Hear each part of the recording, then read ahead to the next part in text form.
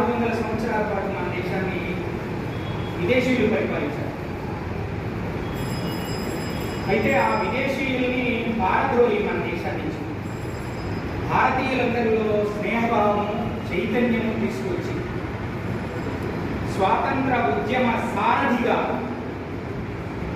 నిలిచి భారతీయుల హృదయాల్లో చిరస్థాయిగా నిలిచిపోయినటువంటి పూజనీయ బాపూజీ మోహన్ దాస్ కరమ్చంద్ గాంధీ ఆయన జన్మదినం. అయితే అహింస అనేటువంటిది ఆయన యొక్క మూల సిద్ధాంతం. అహింస పరమో ధర్మ, దానికి రెండో వాక్యం ఉంది, ధర్మహింస తథైవచ, దాన్ని మరచారు. కానీ ఏదేమైనా అహింస అనేది అన్ని సిద్ధాంతాల్లో కల్లా పరమ ఉత్తమమైనటువంటి సిద్ధాంతంగా మనం చెప్పుకోవచ్చు.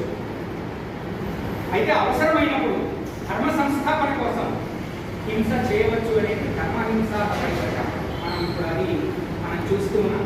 మనం కూడా మన మతం ఆధారంగా ధర్మం ఆధారంగా మన వాళ్ళని కాశ్మీర్లో చంపితే ప్రతీకారం ఎలా జ్వరబడి ఇళ్లలోకి జ్వరబడి వాళ్ళని ఏ రకంగా పొదముట్టించామనేది మనందరికీ ఒక్కసారి మనం వింటేనే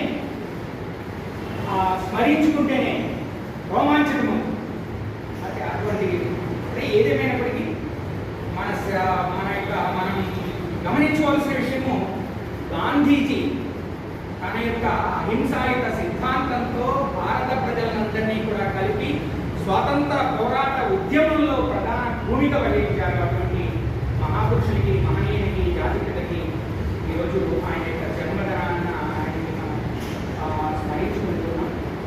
అలాగే పాకిస్తాన్ వాళ్ళు రెండవ ప్రధానమంత్రి ఉన్నప్పుడు పాకిస్తాన్ వాళ్ళు ఏమంటున్నారంటే 5 అడుగులు ఎత్తున కొంచెం మట్టంగా ఉంటాడు రెండవ భారత ప్రధాని. ఈయనే ముందులే ఒక్క దెబ్బతో ఢిల్లీ మనం వశం చేసేసుకోవచ్చు అనుకున్నారు.